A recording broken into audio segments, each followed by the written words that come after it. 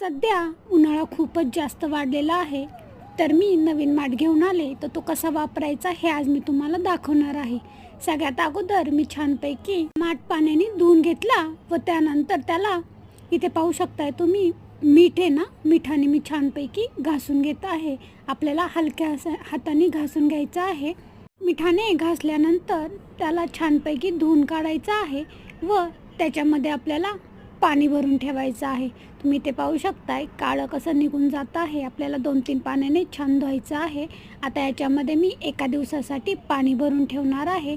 तुम्ही ते पाहू शकताय पाणी भरलंय. पाणी भरल्यानंतर कसे बुडबुडे येत आहेत, जेणेकरून आपल्या माठातलं जे काही गॅप्स असतात ते निघून जातात. व तुम्ही ते पाहू शकताय आपलं पाणी छानपैकी गार झालं होतं. आता मी ते फेकून दिलं व आता आपल्याला नवीन पाणी भरायचं आहे व 2 ते 3 तासात छान गार पाणी मिळते. धन्यवाद.